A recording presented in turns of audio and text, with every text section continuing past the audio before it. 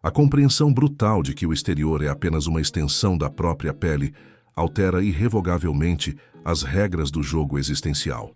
O outro simplesmente não existe de forma autônoma. O sócio traidor, o concorrente predatório, o mercado em colapso, o familiar abusivo, nenhum desses elementos possui vontade própria, substância ou poder letal independente. Eles são manequins de palha, avatares inanimados que a sua própria mente mendaz convocou, vestiu e animou no teatro do mundo para espelhar as suas fraturas emocionais mais secretas. Quando o homem medíocre é contrariado ou atacado pela vida, ele imediatamente projeta a culpa para fora. Ele contrata advogados, destila ódio nas redes, gasta fortunas em retaliação, consome ansiolíticos e sofre de úlceras na madrugada, acreditando piamente que está travando uma guerra contra um exército de monstros injustos.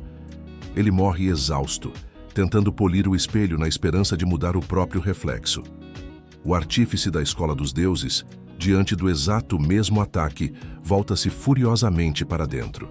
Ele não perde um único segundo precioso com o holograma exterior. Ele aplica a autoobservação ativa e caça. Com a frieza de um predador no labirinto de sua própria fisiologia, o resquício de culpa, de medo da escassez ou de autocomiseração que autorizou aquele cenário a se materializar. Ele entende que o antagonista que está à sua frente, lhe prestando o doloroso serviço da agressão, foi contratado secretamente pelas suas próprias emoções estagnadas. A invulnerabilidade, portanto, não é um escudo resistente que repele o golpe. É a ausência total da superfície de impacto. É a transparência do ser. Quando o guerreiro executa o sacrifício supremo, eliminando de suas células a necessidade patológica de ser vítima, a sede de reconhecimento ou a ilusão de que o mundo lhe deve algo, ele remove o alvo. O ataque inimigo atravessa o vazio, perde imediatamente a sua força motriz e desaba no chão, revelando-se inofensivo. O mundo externo só possui capacidade para esmagar aquilo que é denso, rígido e apegado. Ao tornar-se espaço, o líder imortal torna-se intocável. A lâmina não pode ferir o ar.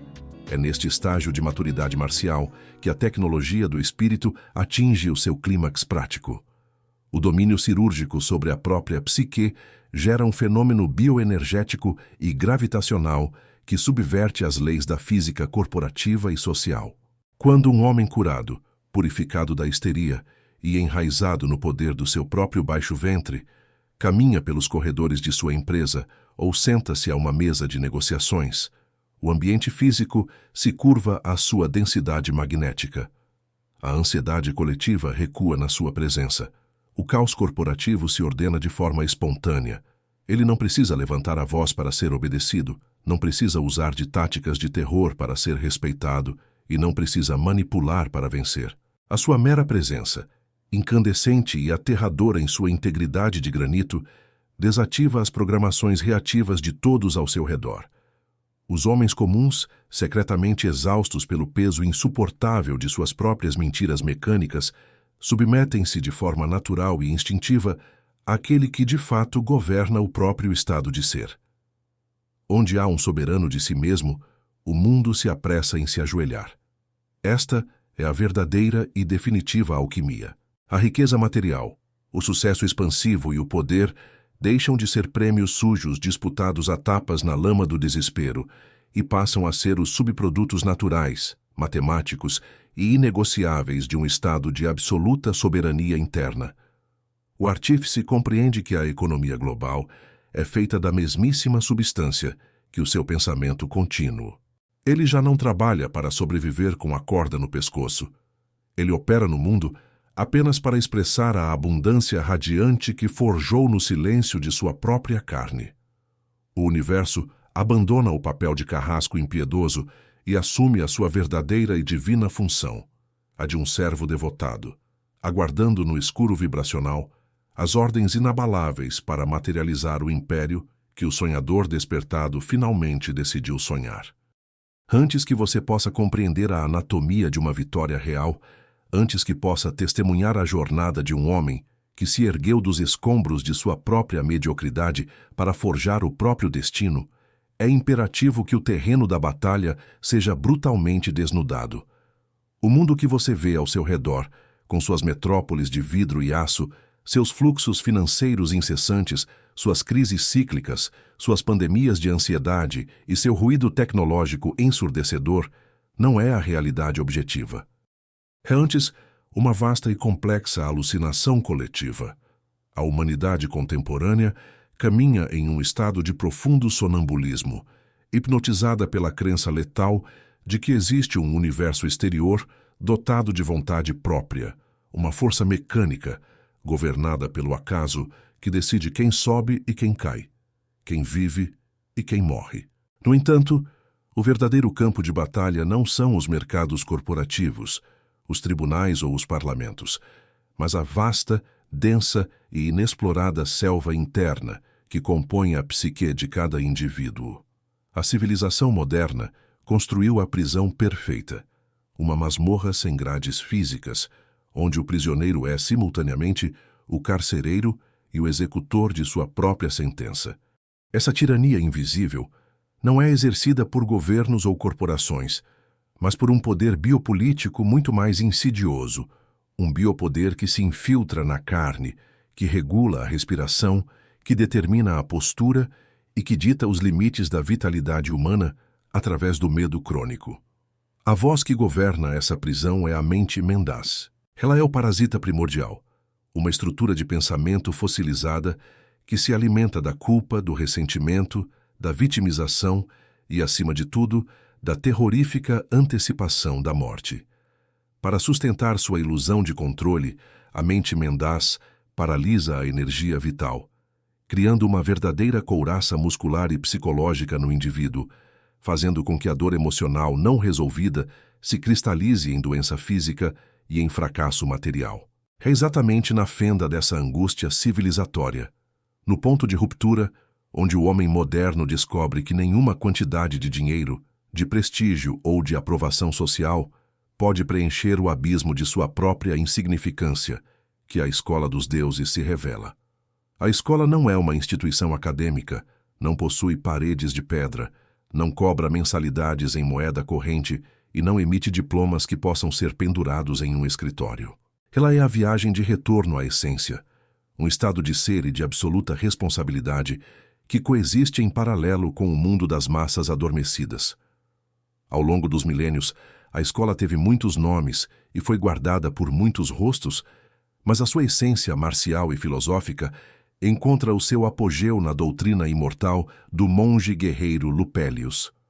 Lupélius não foi apenas um homem da antiguidade, ele é um arquétipo vivo, o símbolo da insurreição definitiva contra a tirania da mortalidade e do medo. A sua doutrina é uma tecnologia de ponta do espírito, uma ciência da invulnerabilidade que exige nada menos do que a aniquilação completa das velhas estruturas de identidade. Para a escola, o homem comum é uma máquina reativa, um escravo das circunstâncias cujo destino é traçado pelas estrelas mortas do seu passado emocional. O ensinamento lupeliano rasga o véu do vitimismo com a lâmina de um axioma implacável e transformador. O mundo exterior é apenas e tão somente um espelho fiel onde o seu estado interno é projetado.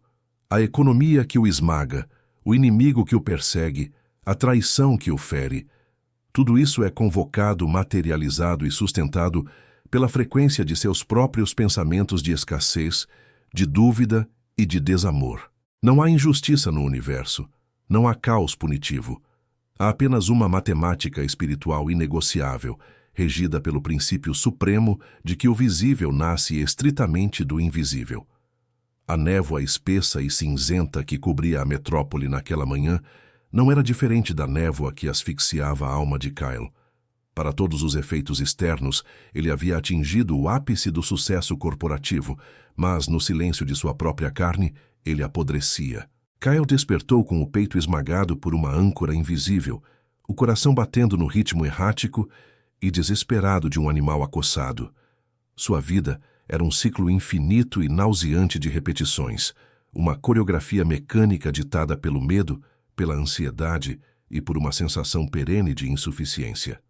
Ele acreditava com a convicção cega dos hipnotizados que o mundo exterior era uma força autônoma e terrivelmente hostil.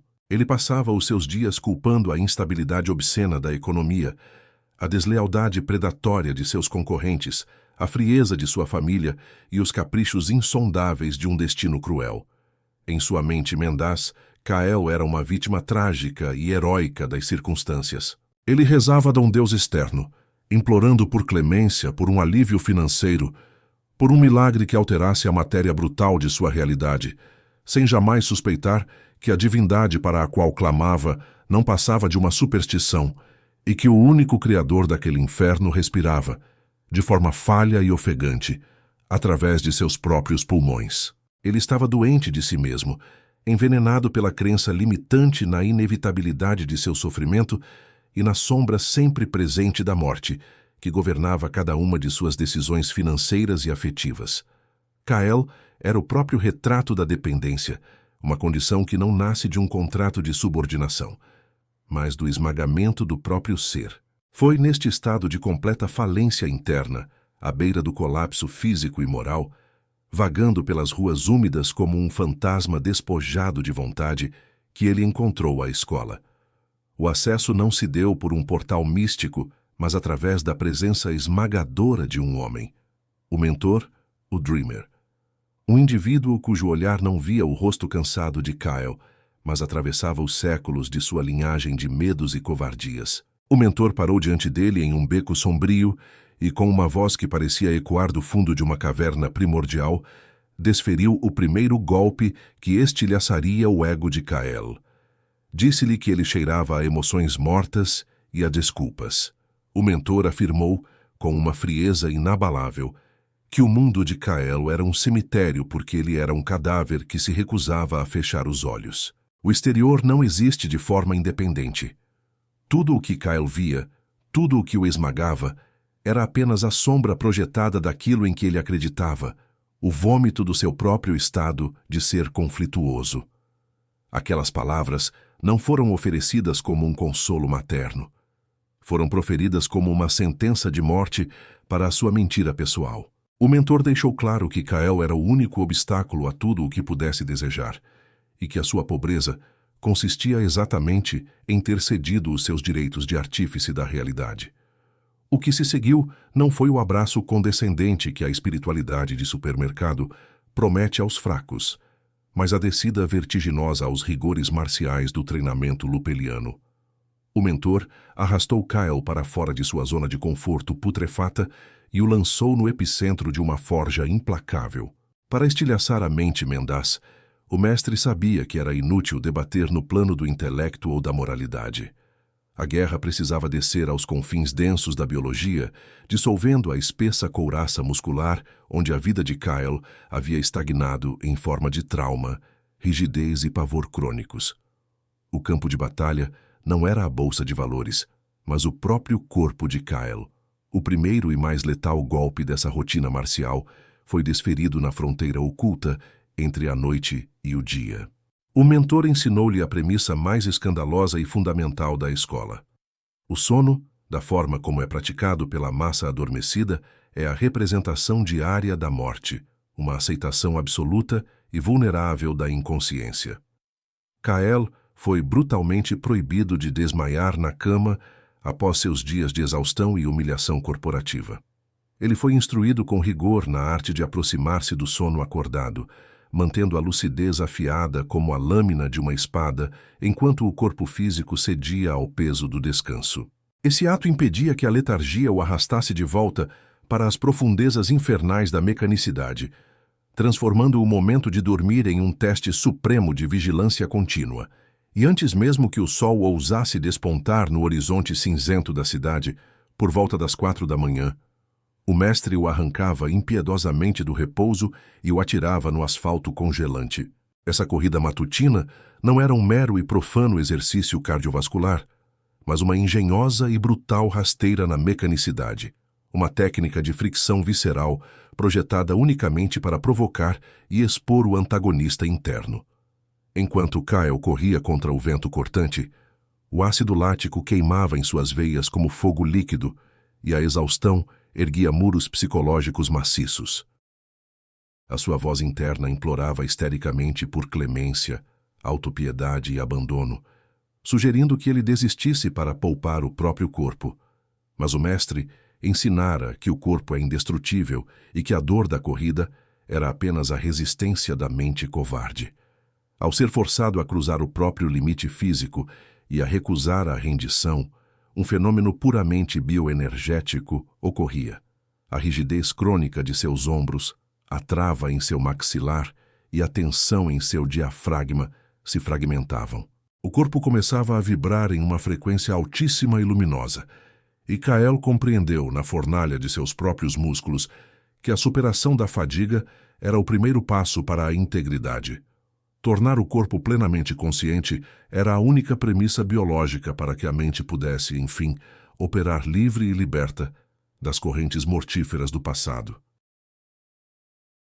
Com os músculos em brasa e a couraça trincada pelo esforço extremo, o mentor o obrigava a confrontar a doença silenciosa e invisível que asfixiava não apenas a sua existência, mas a de toda a humanidade comum. A subrespiração crônica. Kael percebeu, com um misto de horror e profunda libertação, que passara a vida inteira respirando de forma patética. Ele inflava apenas a parte superior do peito, engolindo frações mínimas de oxigênio, como um animal eternamente acossado, mantendo seus órgãos vitais em um estado letal de quase apneia e desnutrição. A respiração rasa e entrecortada era o esconderijo biológico perfeito, o cofre sombrio onde ele guardava a sua ansiedade, os seus sentimentos de culpa e o seu terror do futuro. O treinamento, a partir daquele momento, exigia que ele empurrasse o ar de forma violenta e profunda até a base do baixo ventre. Ele precisava enraizar a sua presença no chão, destravar o diafragma e expandir a musculatura do tronco muito além de qualquer zona de conforto pré-estabelecida. Ao inundar as células com oxigênio maciço, a estagnação emocional era expulsa fisicamente através do suor e da longa expiração. A vibração celular que se iniciava durante a corrida pelas ruas vazias espalhava-se por seus membros em ondas de calor radiante e eletricidade pura. O mentor lhe gravou a fogo na consciência que o destino de um ser humano é ligado por um duplo fio à sua respiração. Quanto mais ampla for a respiração de um homem, mais rica, vasta e formidável será a sua realidade material. No entanto, o domínio absoluto sobre a matéria exigia a aniquilação das dependências mais primitivas, socialmente aceitas e venenosas. A mente mendaz de Kael usava a comida não como fonte de nutrição vital, mas como um sedativo poderoso, uma droga lícita e contínua para calar a angústia de sua própria insuficiência existencial. A doutrina lupeliana cortou esse anestésico pela raiz com um mandamento austero, que para a humanidade zoológica parecia um atentado contra as leis da própria natureza. Coma menos e sonhe mais. Kael foi brutalmente submetido a uma frugalidade extrema, reduzindo drasticamente sua alimentação até o limite estrito de uma única refeição intencional e consciente ao dia. Foi então que o mentor revelou-lhe o segredo mais oculto e sagrado da anatomia humana. Os órgãos, em ausência da sobrecarga exaustiva da digestão e da comida excessiva, voltam a desenvolver sua verdadeira e natural função cósmica, que é sonhar. Nos momentos em que o estômago de Kael roncava agressivamente, exigindo a sedação costumeira, ele não cedia 1 milímetro sequer ao pânico biológico. Ao invés disso, ele absorvia o vazio. Ele nutria-se da própria ausência. Ao manter o corpo desintoxicado, purificado e extremamente leve, seus órgãos pararam de dissipar a energia vital, triturando os excessos do mundo, e passaram a concentrar-se na materialização de sua vontade incontestável. A mente, antes obscurecida e arrastada pela névoa espessa da digestão contínua, tornou-se um feixe de laser incandescente.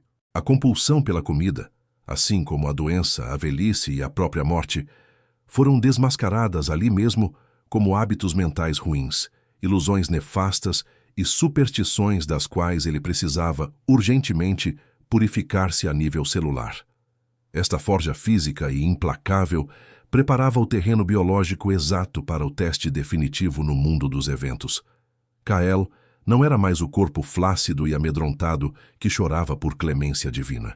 O seu veículo físico havia se tornado uma lâmina temperada, capaz de suportar pressões que desintegrariam um homem ordinário. O mentor, observando a nova voltagem que emanava da postura ereta de seu discípulo, soube que a fase preparatória estava concluída. Kael estava pronto para ser lançado de volta ao centro nevrálgico de sua antiga vida. Não como uma vítima das circunstâncias corporativas, mas como um guerreiro encarregado de invocar e dominar a força mais destrutiva e necessária do universo, a lei do antagonista. O retorno de Kael ao mundo corporativo não foi a marcha triunfal de um herói, mas a descida voluntária e consciente ao abatedouro de suas próprias ilusões. O mentor havia sido cristalino em suas instruções.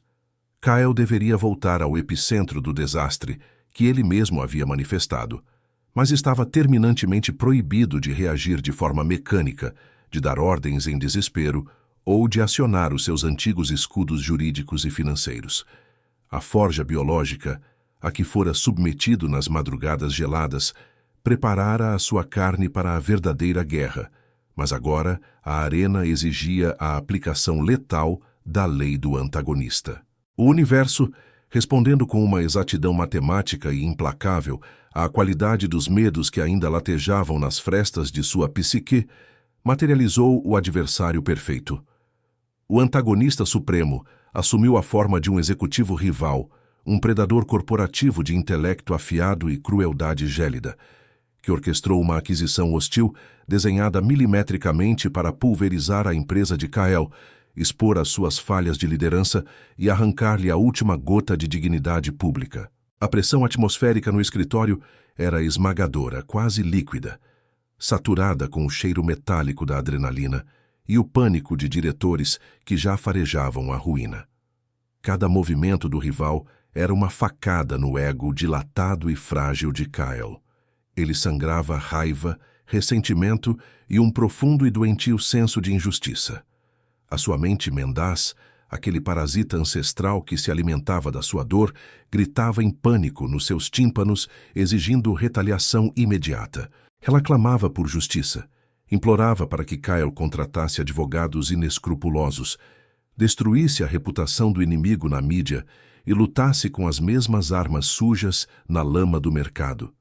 Noites inteiras foram consumidas por essa tentação, enquanto o veneno do ressentimento queimava suas veias, e a velha máquina biológica preparava-se para o combate defensivo. Ele acreditava, com a cegueira típica dos homens comuns, que aquele rival era um monstro enviado pelo acaso para destruí-lo de forma injusta e imerecida.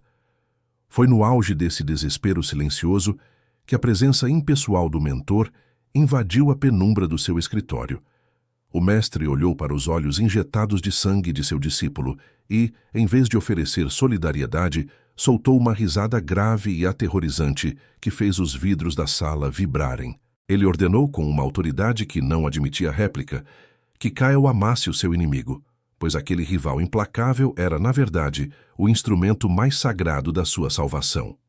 O mentor expôs a anatomia da ilusão de Kael, revelando que o antagonista não possuía existência própria e não era um invasor externo.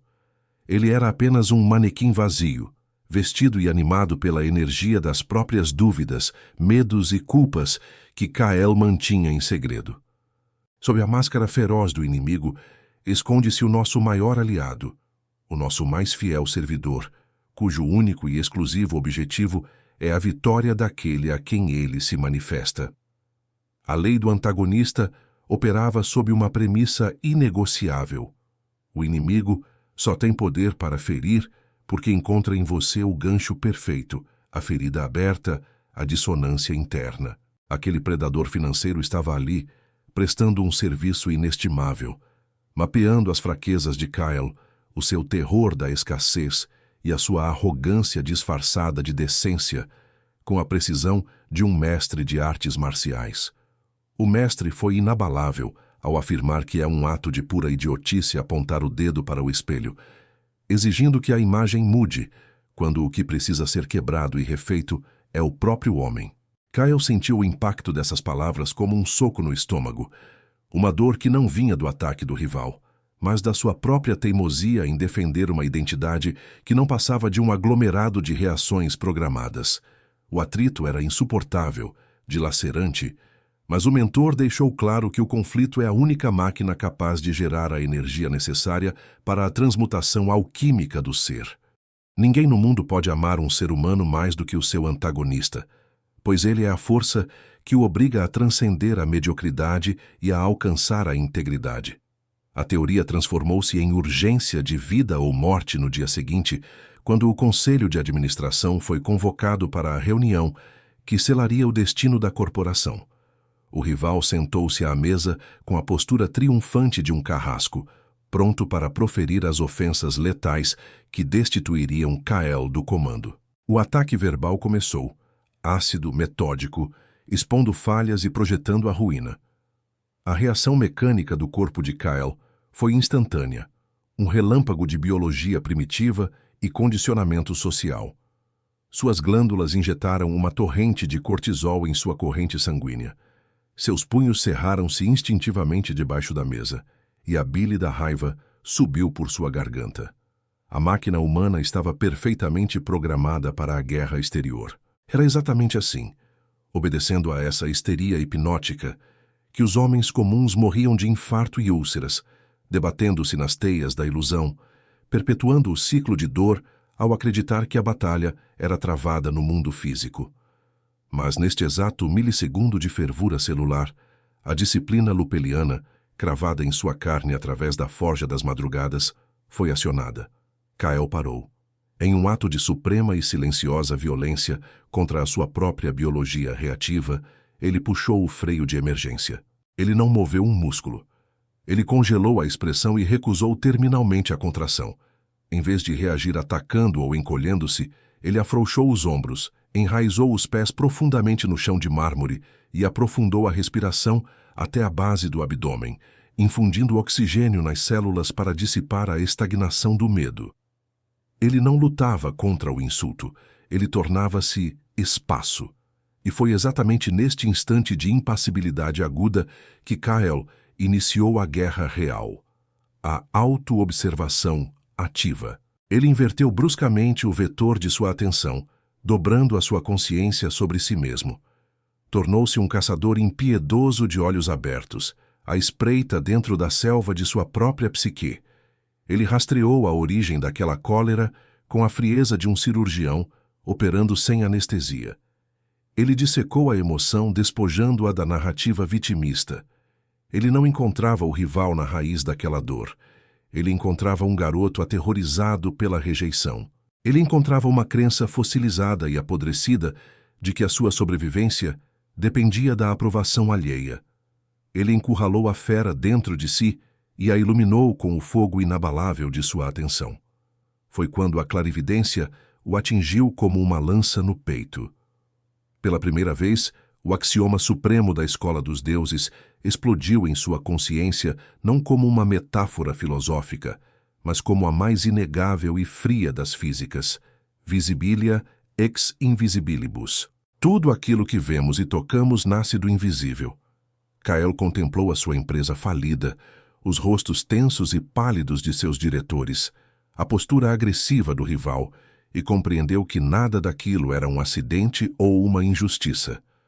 Tudo era a materialização cirúrgica e especular de seus próprios estados internos de ansiedade, de sua mentira existencial, de suas emoções estagnadas. Ele percebeu, com um terror que imediatamente se converteu em uma libertação indescritível, que o antagonista só existia na sua frente porque fora convocado, moldado e sustentado pelo lodo emocional que o próprio Kyle carregava no peito. A inversão da causalidade estava consumada. O evento externo não causava a sua emoção. A sua emoção invisível e putrefata havia convocado o evento externo para que ele pudesse se ver, para que a sua doença tomasse forma tridimensional e fosse exposta. Ele assumiu com uma lucidez aterradora a responsabilidade solitária, intransferível e absoluta sobre cada milímetro de sua realidade. Não havia mais destino. Não havia mais acaso, nem azar, nem crise de mercado. Ele era a causa. A sua mente projetava o holograma e o seu corpo habitava o cenário. Ele compreendeu o poder esmagador do mea-culpa, assumir a autoria inegociável do próprio pesadelo. Se a sua vida corporativa e pessoal era um desastre, era apenas porque ele dormia um sono pesado, negligente e acovardado. Ele era o sonhador que havia sonhado o inferno. Ao reivindicar a autoria do seu sofrimento, Kyle desintegrou as correntes da sua dependência do mundo. A matemática espiritual revelava-se sublime. Se ele era o autor onipotente daquele inferno material, ele possuía pela mesma lei cósmica a jurisdição e o poder absoluto para extinguir as chamas e reprojetar o seu paraíso. O medo secou imediatamente em suas veias, substituído por uma clareza cortante. O antagonista ainda falava, a empresa ainda sangrava a capital, mas Kyle estava estruturalmente intacto e intocável. A revolução havia ocorrido na invisibilidade do seu ser. Ele cessou de procurar bodes expiatórios. A partir daquele instante, o mundo exterior, antes uma ameaça aterradora e autônoma, foi reduzido a uma argila submissa e obediente, aguardando, em absoluto silêncio, a modelagem de sua nova e inabalável vontade. A compreensão intelectual da lei da causalidade havia plantado Kyle firmemente no centro de seu próprio universo fenomênico, mas a guerra marcial da consciência estava longe de seu epílogo. A revelação de que o visível é uma mera sombra do invisível atua como um holofote implacável que ilumina os cantos mais imundos da psique, mas a luz, por si só, não limpa a escória. Embora Kyle houvesse estancado a hemorragia de suas reações mecânicas e desarmado a primeira investida de seu antagonista, uma frequência sutil, insidiosa e venenosamente familiar ainda zumbia em suas sinapses. Era um sussurro residual de exaustão, um traço de amargura orgulhosa, uma tensão muscular que clamava secretamente por reconhecimento e pena. A mente mendaz, aquele parasita ancestral incrustado na neurologia humana, havia perdido o domínio sobre suas ações externas, mas agora recuava para as trincheiras mais profundas e secretas do seu ser. Kyle sentou-se na penumbra de seu apartamento de cobertura, observando a cidade pulsar sob o manto da noite, e percebeu, com um calafrio de terror absoluto, que o inimigo não estava apenas derrotado. O inimigo estava mudando de forma. Ele havia compreendido a mecânica da ilusão, mas ainda carregava o vício emocional que a sustentava. O silêncio do ambiente foi subitamente rasgado pela presença gravitacional do mentor, que parecia emergir da própria textura das sombras. O mestre não trazia congratulações pela vitória corporativa recente. Seus olhos de aço perscrutavam Kyle com uma severidade gélida, dissecando a farsa que ainda restava na alma de seu discípulo. O mentor caminhou lentamente pelo cômodo, e cada passo seu parecia esmagar a atmosfera, até parar a milímetros do rosto de Kyle.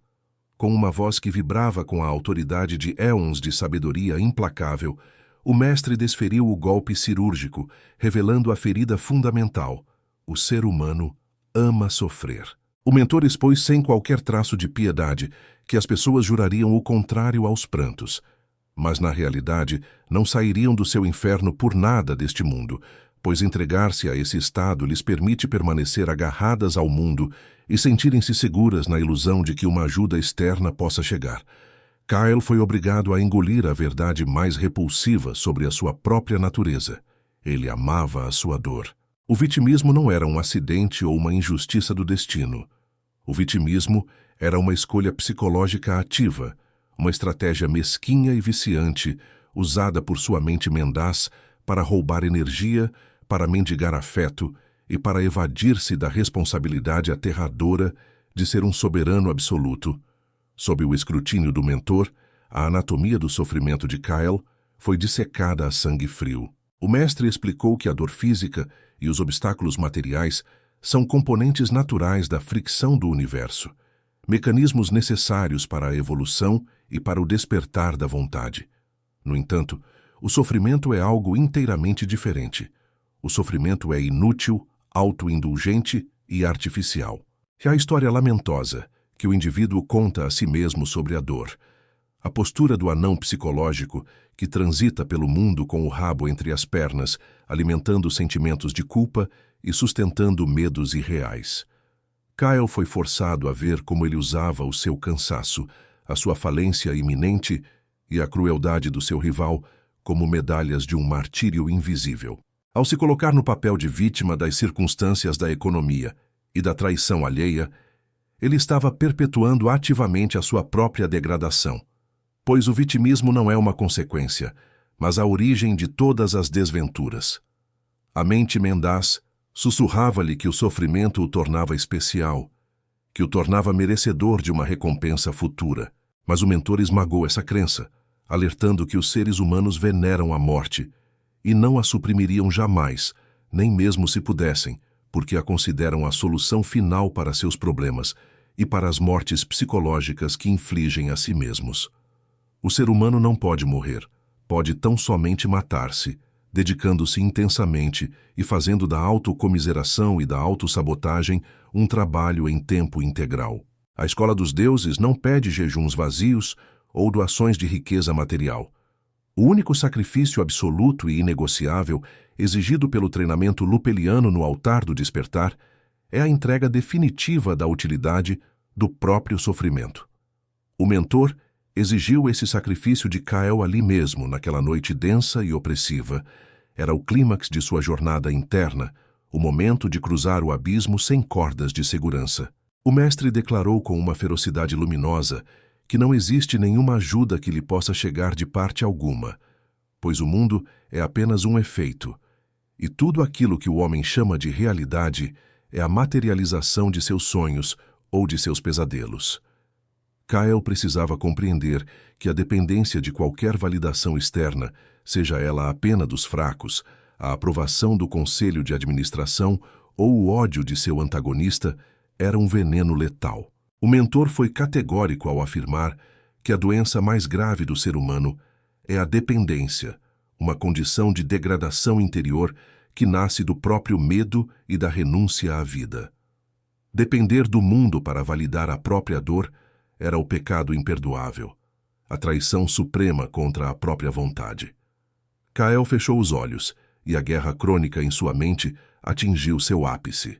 De um lado, a inércia milenar de sua biologia e de seu condicionamento social gritava para que ele mantivesse as suas cicatrizes, clamando que a sua identidade executiva e a sua história de lutas eram tudo o que ele possuía. Do outro lado, o chamado vertiginoso da liberdade absoluta, o vácuo aterrador da autossoberania que exigia que ele ficasse nu diante da existência. Ele olhou para o abismo de sua própria autocomiseração e sentiu o cheiro de decomposição de suas desculpas. Ele viu o monstro do ressentimento que havia cultivado e percebeu o quanto aquela fera consumia a sua energia vital, mantendo-o preso à roda mecânica das reações. Em um ato de suprema, violenta e silenciosa vontade, Kyle executou o sacrifício. Ele tomou a lâmina afiada da presença e degolou a sua vítima interna. Ele não chorou. Ele não pediu perdão aos céus. Ele simplesmente soltou a dor. Ele cortou, em um único movimento interno inabalável, a corda que sustentava o peso ilusório do seu drama pessoal. Ele decidiu, nas catacumbas do seu próprio ser, que nunca mais usaria o seu passado como álibi, que nunca mais permitiria que o canto de dor governasse a sua existência. No instante exato em que Kyle abandonou a utilidade de seu sofrimento, o conflito crônico de sua mente desmoronou em uma poeira silenciosa. Foi como se um motor de ruído ensurdecedor, que operava ininterruptamente no fundo de seu cérebro desde o dia de seu nascimento, fosse subitamente desligado. O vazio que se seguiu não era aterrorizante, era vasto, cristalino e formidável. Ao renunciar ao prazer doentio da queixa, ele aniquilou a raiz da sua vulnerabilidade. Ao compreender que a dor que carregava era apenas uma mentira descrita por um mundo doente, a estrutura do seu pânico colapsou. Kyle realizou a operação alquímica suprema, que a escola denomina perdoar-se dentro. Esse perdão não era uma contrição moral ou uma fraqueza sentimental, mas um ato de distanciamento marcial. Era a cura das feridas abertas do passado através da remoção imediata da emoção negativa que as infectava. Ele lavou o lodo emocional de suas células com a luz ofuscante da vontade, forjando através dessa purificação somática implacável um corpo consciente, capaz de abrigar, de uma vez por todas, uma mente livre. A revolução biológica e espiritual estava consumada na carne. Kyle levantou-se da poltrona e a sua fisiologia havia mudado. A tensão crônica em seus ombros havia evaporado. A sua respiração desceu profunda até o abdômen e a couraça de medo que estrangulava a sua garganta desapareceu. Ele cessou imediatamente de pedir qualquer tipo de ajuda externa ou de temer qualquer ataque forasteiro. O antagonista, a economia, os acionistas rebeldes, o mercado em colapso, todos esses elementos perderam subitamente a sua gravidade ameaçadora. Como não havia mais dentro de Kyle a necessidade mórbida de ser atacado para justificar o seu vitimismo, o mundo exterior perdeu a sua capacidade de engajá-lo em batalha. Ele havia eliminado a dependência psicológica de qualquer validação. O mentor, observando a transformação que reconfigurava a própria aura de seu discípulo, deu um passo para trás. A voz do mestre fundiu-se com o silêncio da noite, exortando Kyle a transcender e ir além do mundo, confirmando que não conte com a ajuda do mundo, pois somente aqueles que foram além do mundo podem melhorar o mundo. Kyle estava agora perfeitamente vazio e infinitamente pleno. Ele havia matado a sua ilusão, e de seu próprio cadáver psicológico erguia-se o líder imortal, preparado para cruzar os umbrais finais da apateia e da invulnerabilidade. O renascimento de Kyle não foi marcado por trombetas celestiais ou clarões de iluminação mística, mas pela descida de um silêncio oceânico, uma quietude tão densa e inabalável que parecia alterar a própria gravidade ao seu redor. A fumaça de sua antiga identidade, forjada na fornalha do medo e do ressentimento, havia se dissipado, revelando a rocha matriz de seu ser puro. Ele havia cruzado o deserto ardente da autoobservação contínua e deixado a carcaça corrompida de sua mente mendaz apodrecer nas areias do passado. Agora ele respirava o ar rarefeito e formidável da apateia. Para a humanidade ordinária, envenenada pela histeria constante das paixões e pela montanha-russa das emoções superficiais, a apateia soaria como uma depressão insípida ou uma letargia inumana. Mas na doutrina suprema e secreta do monge guerreiro Lupélius, a impassibilidade é conferida pela recuperação da integridade, aquela unidade do ser que é uma condição natural e da qual o ser humano se esqueceu. Não é, em hipótese alguma, a morte do sentir, mas a aniquilação definitiva da reatividade mecânica. É um estado de poder marcial absoluto, onde do vazio que a alma cria, ao se liberar dos pesos das coisas exteriores e carnais, nasce um contínuo e natural movimento em direção à eternidade, à imortalidade e ao ilimitado. Kyle acordou naquela manhã e percebeu, com uma clareza cortante, que o fio invisível que outrora o prendia ao estômago faminto do mundo havia sido amputado. Ele estava inteiro, blindado pela própria pureza de seu vazio radiante, perfeitamente preparado para enfrentar o derradeiro teste de sua maestria corporativa. A existência, regida pelas leis matemáticas, infalíveis e impiedosas do atrito e da evolução, não tardou a convocar o teste final. Uma tempestade perfeita armou-se nos mercados globais, orquestrada por um conglomerado de fundos abutres que, em uma manobra furtiva, haviam se aliado aos últimos remanescentes do seu antigo rival dentro do próprio conselho de administração. A tática era brutal, impiedosa, agressiva nas entrelinhas da lei e desenhada cirurgicamente para pulverizar o império de Kyle em questão de horas. A mídia financeira noticiava a sua queda iminente com um júbilo macabro, enquanto seus diretores e gerentes invadiam o seu escritório com os rostos lívidos, suando o odor acre do pânico e da ruína financeira. A mente coletiva do mundo corporativo gritava em histeria que aquele era o fim da linha, que a aniquilação material era um destino inevitável e iminente.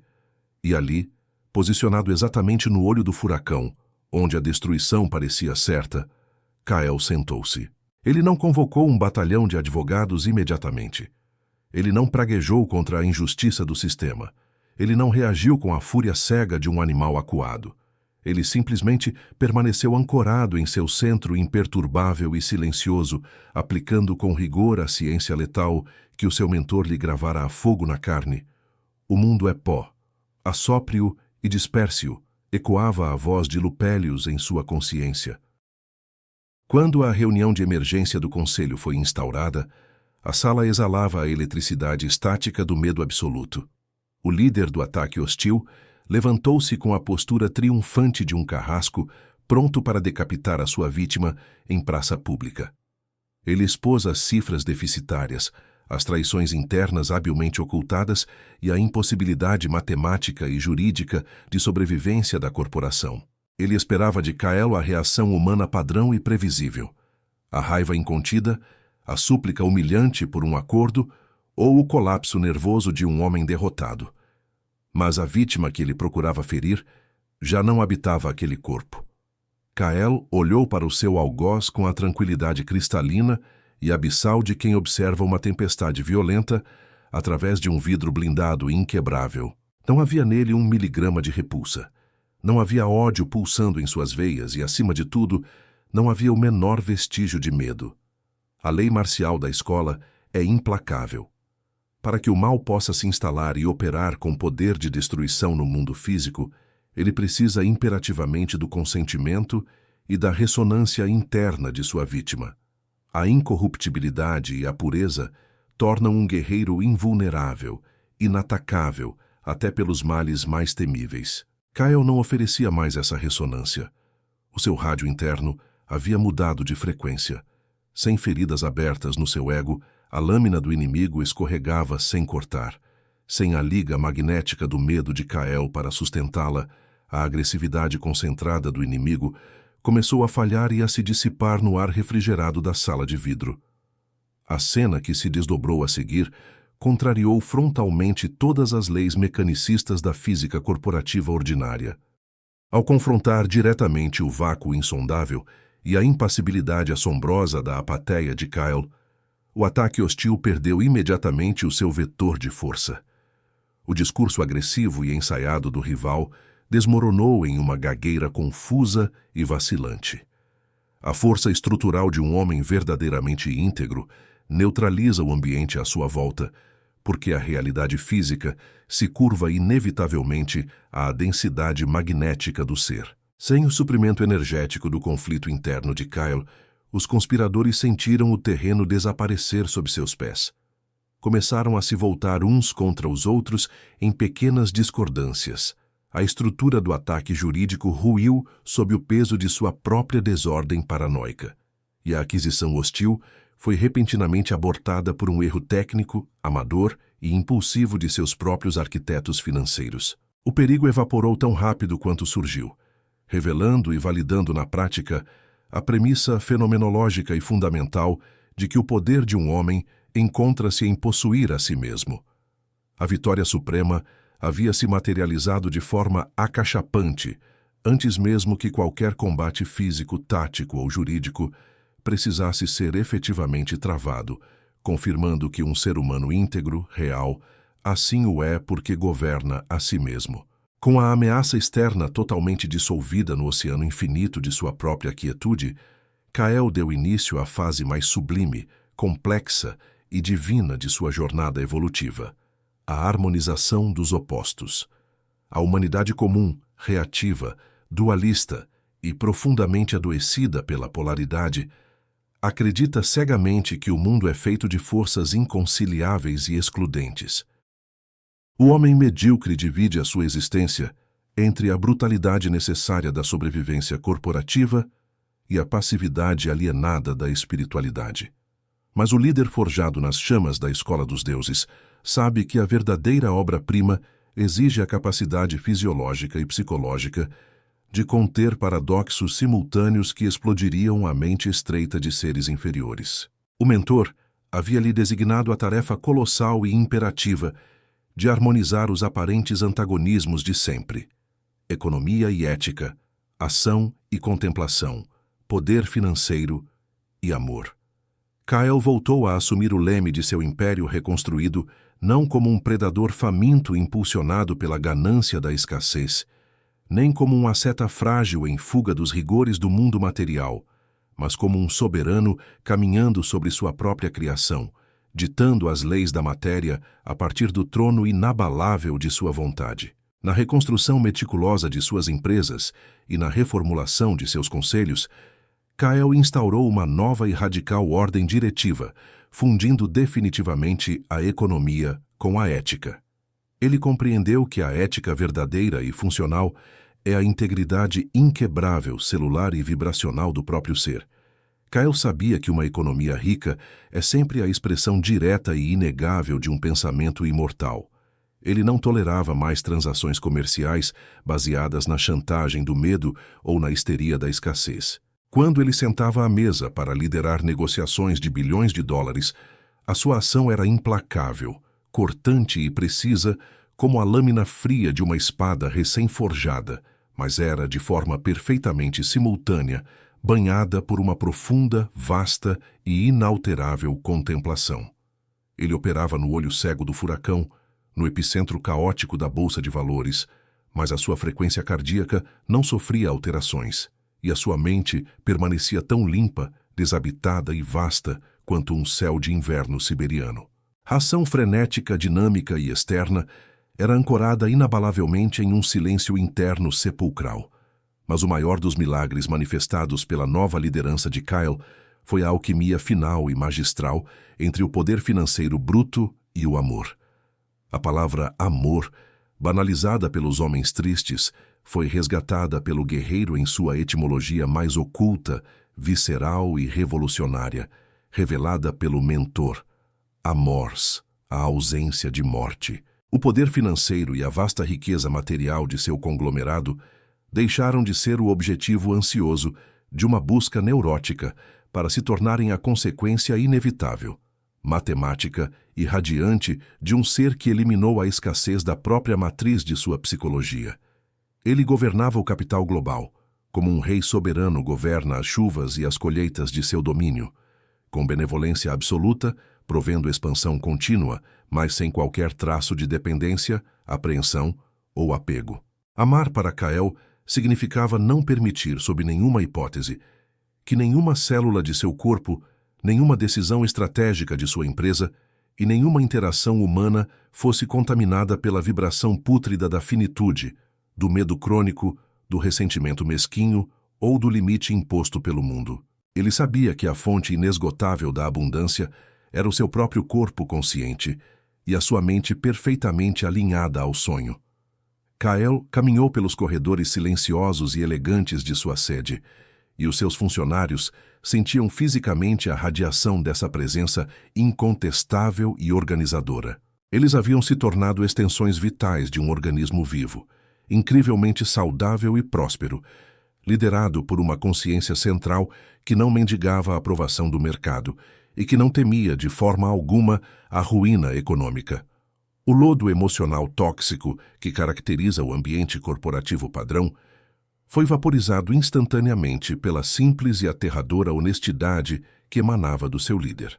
Ele havia curado a si mesmo nas masmorras de sua própria alma, e como um efeito fenomenológico inevitável, a sua corporação curou-se. Em uma noite de lua cheia, espantosamente idêntica àquela em que encontrou o mentor pela primeira vez, Kyle encontrava-se em pé na varanda de sua cobertura. O mundo bem abaixo dele rugia com o barulho mecânico, frenético e exaustivo, de milhões de almas adormecidas debatendo-se furiosamente em suas prisões invisíveis, culpando governos, crises econômicas e fatalidades cósmicas por suas próprias dores autoimpostas. Mas Kyle estava estruturalmente imune. A lei fundamental do universo, o axioma sagrado que custara sangue psicológico em bicas e a morte agonizante de sua velha identidade para ser finalmente compreendido, pulsava agora em cada átomo luminoso de sua carne. O mundo é como você o sonha, e Kyle agora sonhava como um criador indomável e lúcido. Na vastidão de sua mente pacificada, visão e realidade são uma mesma coisa, unidas indissoluvelmente pelo poder magnético e estrutural da vontade consciente. Ele abriu um sorriso incrivelmente sutil, imperceptível nas sombras e absolutamente despido de qualquer resquício de vaidade humana. O antagonista, o medo da escassez, a ilusão da doença e o fantasma da morte haviam sido subjugados, dobrados e extintos não pela força bruta, mas pela recusa absoluta de conceder-lhes qualquer grau de existência no interior sagrado de seu próprio ser. Kyle havia retornado de forma triunfal e irreversível ao mundo dos homens não como mais um deles, triturado pela máquina das circunstâncias, mas como o mestre de sua própria orquestração. Ele fechou os olhos para a metrópole adormecida, respirou a totalidade da eternidade, perfeitamente contida no átomo do instante presente, e continuou a sonhar com os olhos abertos, plenamente ciente de que o universo inteiro, dócil, maleável e servil, apressava-se no escuro vibracional para obedecer, sem questionamentos, a cada batida poderosa do seu novo e imortal coração.